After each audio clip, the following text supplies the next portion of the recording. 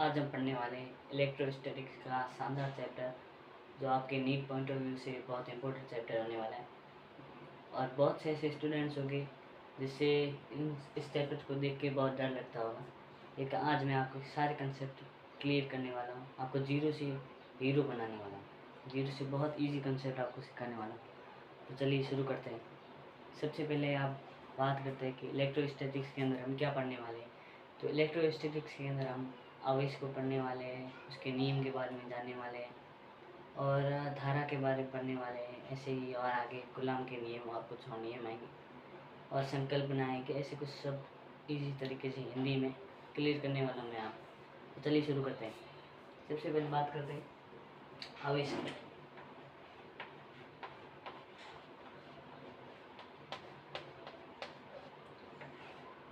सबसे पहले बात करते हैं आवेश की। तो आवेश होता क्या है? तो आवेश भौतिकी किसी वस्तु का ऐसा भौतिक गुणधर्म होता है जिसके द्वारा उस वस्तु से चुंबकीय तथा विद्युत क्षेत्र उत्पन्न होता है। यानी कि कोई वस्तु है इस प्रकार से, तो उसके अंदर से किसी विद्युत धारा का प्रवाह होना, चुंबकीय धारा का प्रवाह होना, ये जो धारा प्रवाह होती है वो इलेक्ट्रॉन के कारण होती है और इलेक्ट्रॉन ही एक प्रकार का आवेश है।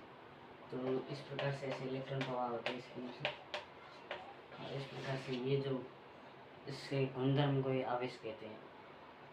चलिए सर आगे बात करें। तो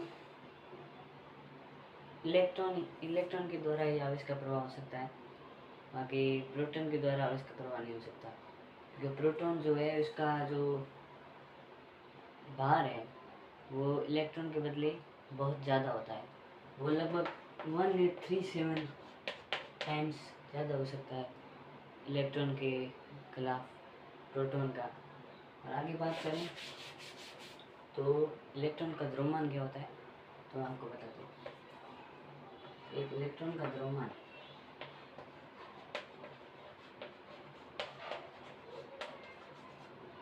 एक इलेक्ट्रॉन का जो द्रव्यमान होता है, तो गाइस एक इलेक्ट्रॉन का जो द्रव्यमान होता है वो 9.1 गुणा 10⁻⁻31 किलोग्राम होता है। मैं बात कर रहा था कि इलेक्ट्रॉन के आधार पर ही आवेश की संकल्पना दी जाती है, क्योंकि प्रोटॉन का भार इसका बहुत ज़्यादा गुना हो सकता है। अब एक इलेक्ट्रॉन का आवेश की बात करें तो इलेक्ट्रॉन का आवेश की बात करें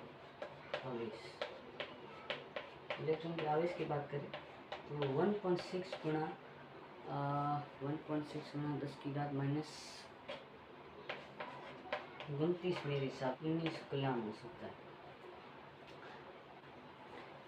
गैस आपने नोट कर लिया होगा। आगे चलते हैं। आगे अपना पढ़ेंगे आवेश की मात्रक। आवेश के मात्रक, आवेश की मात्रक के बारे में पढ़ना है। तो सबसे पहले बात करते हैं धारा, यानी कि आई।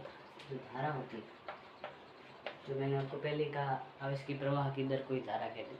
आपको लिखवा देता हूँ धारा होती क्या है। धारा सबसे पहले धारा जो होती है वो आवेश का प्रवाह, आवेश का प्रवाह, आवेश का प्रवाह होता है, उसे ही धारा उत्पन्न होती है। इसका सूत्र इस प्रकार आई, यानी कि धारा को आई से रिप्रेजेंट करते हैं, बराबर आवेश को करते हैं क्यू से, Q/T दर, यानी कि जो समय है कि कितने समय में कितनी धारा प्रवाह हुई, इस प्रकार I बराबर Q/T होता है। इससे ये निकल के आता है Q बराबर I गुणा T, Q बराबर I गुणा T निकल के आ जाता है इससे। आगे चलते हैं। आई यानी एक और बात मैं आपको बता दूँ, ये जो धारा है यानी कि आई, इसका ऐसा ही मात्रक होता है एम्पियर, और टी का होता है समय यानी कि सेकेंड। तो इसका हो जाएगा, आवेश का हो जाएगा एम्पियर गुणे में सेकेंड। तो इस प्रकार इसका भी मात्रक आपने देख लिया कि Q बराबर एम्पियर गुणा में सेकेंड। चलिए आगे बढ़ते हैं। अब एक इम्पोर्टेंट मैं आपको चीज़ दिखा देता हूँ। ये जो आवेश होता है उसका एक आवेश का एक कूलम होता है, जैसे कि अभी मैंने आपको बताया कि मात्र इसका कूलम, एक कूलम होता है, उसका मान होता है 3 × 10⁻⁹। ये मान आप नोट कर लीजिए। ऐसे कुछ और मान मैं आपको लिखवा देता हूँ। और ये होता है स्टेट कूलम, लिख लीजिए स्टेट कूलम। अब इसका सबसे बड़ा जो मात्रक होता है वो होता है फैराडे। तो एक फैराडे होता है जी, एक फैराडे, उसका मान होता है 9500 कूलम। यानी कि एक फैराडे का मान जो होता है 96,500 कूलम हो सकता है। और ये जो एक फैराडे वो 1 मोल इलेक्ट्रॉन का आवेश है, यानी कि 1 मोल इलेक्ट्रॉन का आवेश है।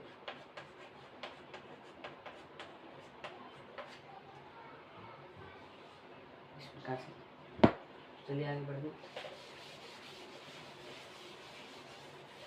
आगे एक बात करते हैं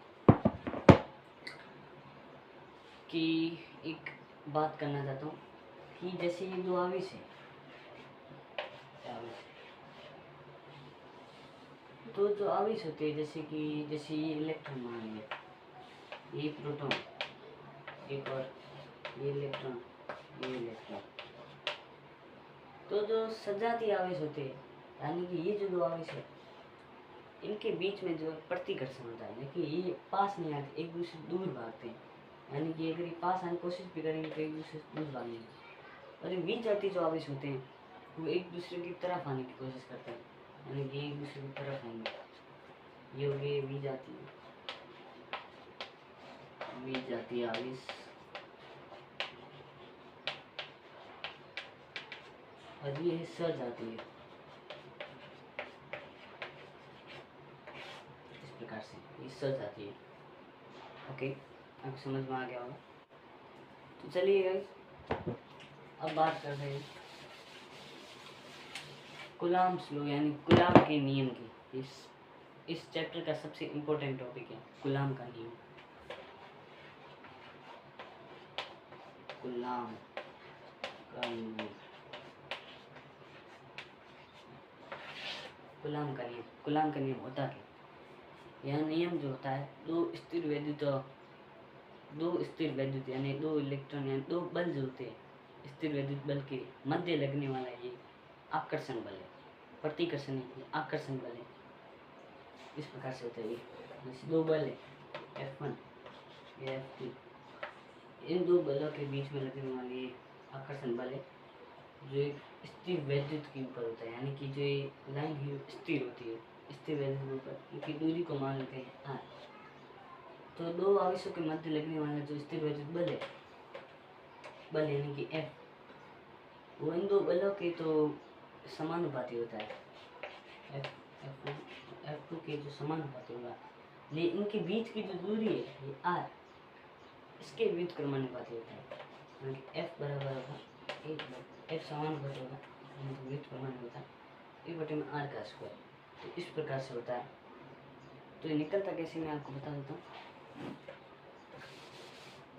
ये आगे जाके कुछ इस प्रकार से सॉल्व होता है। F बराबर Q1 Q2 r का स्क्वायर समानुपाती होगा, बराबर नहीं, समानुपाती होगा। अब जब ये आगे जाके समानुपाती का चिन्ह हटता है तो एक नियतांक आता है जिसे समानुपाती का नियतांक कहते हैं, यानी कूलम्ब्स लॉ का नियतांक होता है, और वो होता है K